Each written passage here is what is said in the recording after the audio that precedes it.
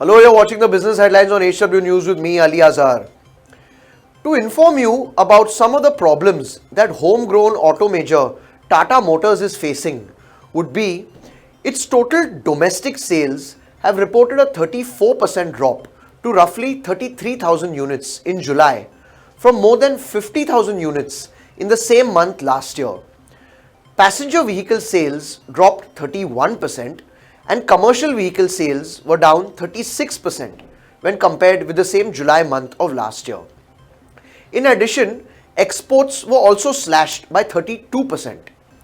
This poor performance was reflected in its latest quarterly results, in which it reported its fourth loss in 5 consecutive quarters. Its loss nearly doubled to 3,680 crore rupees for the June quarter. Its share price today stands, or should I say sits, at almost a decade low.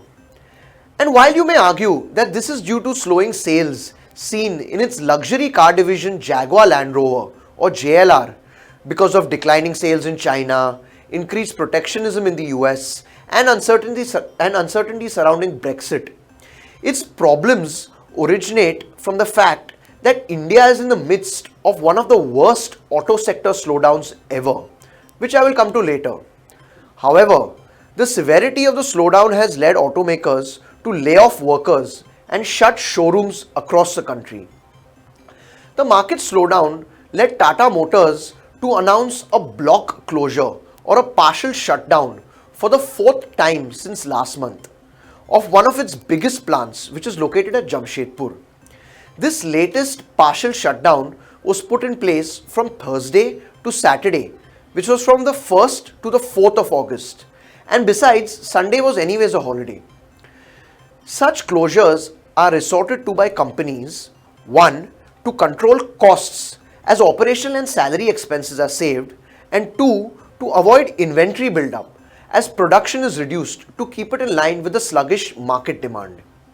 It's also worth mentioning that Ashok Leyland and Tata Motors had effected partial shutdowns of their factories in Patnagar, Uttarakhand as well last month, citing bleak market conditions and declining demand. However, this time around, the shutdown at Jamshedpur plant has a particularly adverse impact. The Jamshedpur factory is located in a place called Adityapur Industrial Area, which is one of the largest industrial belts in Asia. It houses 1100 industrial units, which include 11 large-scale ones, Tata Motors being one of them. So when a factory like that of Tata Motors shuts its doors, even for a few days, it affects everyone in town. The 10,000 or so employees that Tata Motors would have to accept cuts in their salary, auto ancillary units, which depend on companies like Tata Motors for orders, are operating one shift instead of 3 shifts a day during the last few weeks. And vendors are facing a tough challenge as orders are down to a mere trickle and payments are delayed. In response, these auto ancillary units in the industrial area are taking elaborate measures to cut costs. They have reduced the use of generators in their premises, use of company vehicles are being restricted, non-permanent workers have been retrenched, and a no-work, half-pay policy have been implemented for the permanent workers, besides reducing their fringe benefits. Another contagion effect as a result of this partial shutdown is that around 30 steel companies have downed their shutters and are on the verge of a complete shutdown. A combination of such closures, general economic conditions, and a recent exorbitant power tariff hike implemented by the government has hit the steel sector hard. Electricity is an essential raw material for steel companies, and with the BJP-led government in Jharkhand hiking power tariff by 38% with effect from April of this year, the steel production costs have spiraled out of control. Adding further to their pain is the fact that auto ancillary units in the Adityapur industrial estate have been giving them much fewer orders since they themselves are under pressure from the likes of Tata Motors cutting production. You see how this vicious cycle gets created? The government, on the other hand, has not done anything to accept that the auto sector is in trouble. No new policy initiatives, no financial support, no reduction in GST rates except for electronic vehicles, which comprise a very minor segment. In fact, the new axle load norms implemented by the government last year led to a massive dip in demand for new heavy trucks. While we may view the problems of Tata Motors from a microeconomic standpoint, we now tune in to our business and finance editor, Mr. Akhilesh Bhargav, for the macroeconomic perspective of the auto industry as a whole. Over to you, sir. India's automobile sector continues to be in an unprecedented slump. Sales of automobiles have been falling down quarter after quarter, month after month, and this has been the 11th consecutive month of a dip in sales of automobiles across the board. Every segment of passenger vehicles, every segment of commercial vehicles, two-wheelers, three-wheelers, they have all been witnessing a dip in sales. And the worst affected are sales of passenger cars. They are down by 24%. Market leader Maruti has actually cut down production by over 25%. The state of the sector is grim. As I said, dip in sales month after month. The sales are going to impact a cross section of society. It's not just corporates which are suffering, but the worst sufferers are going to be finally the men that they engage as labor. The auto sector engages 50 lakh workers, and it is said that 10 lakh are already on the verge of being sacked and retrenched because companies are running at losses.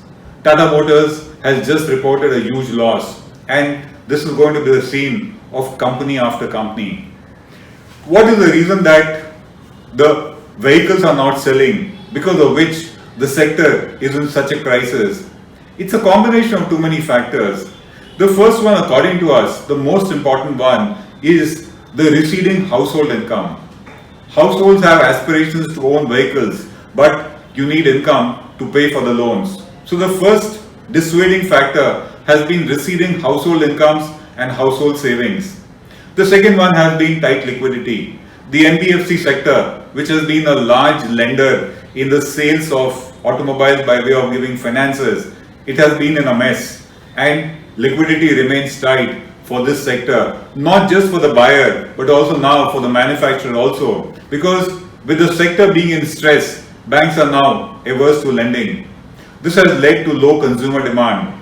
Yet another reason for the woes in the sector has to do with rising costs and the imminent coming in of the BS4 standard, which is set to impose much higher costs of production. In fact, buyers are said to be waiting for the new vehicles to come in before they start resuming their purchases. So the downturn continues, and it's anybody's guess till when will it continue. Experts say that it would be another 9 to 10 months before any kind of an uptick in sales takes place. To a large extent, the government has been indifferent to the woes of the sector because 11 consecutive months of a dip in sales is a matter of alarm, but no alarm bells seem to have rung. GST continues to be at 28% on vehicles sold, and petrol and diesel prices have gone up and not down. Thus, the government is not really adding to the might of trying to resolve this problem. And the more the sector languishes, the more will be the strife, economic strife across the board. It's also being seen that government revenues from the sector have started to go down. And as jobs start going down in a bigger way, perhaps at that point of time, the government might just wake up because of the unrest in the population that will take place because of jobs lost. Thank you for watching HW News. This is me signing off. Have a great day.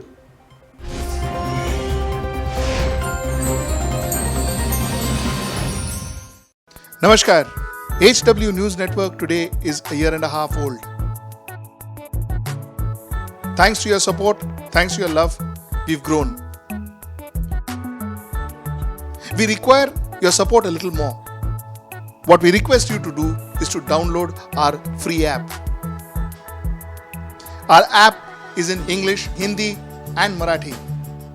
We promise to update you with the latest news, views, analysis, interview. We also have a live TV going in that. If you download our app, we will get advertisers. And if we get advertisers, we'll get revenue. We get revenue, we can serve you better. So once again, please do support us. Please download our app. Namaskar.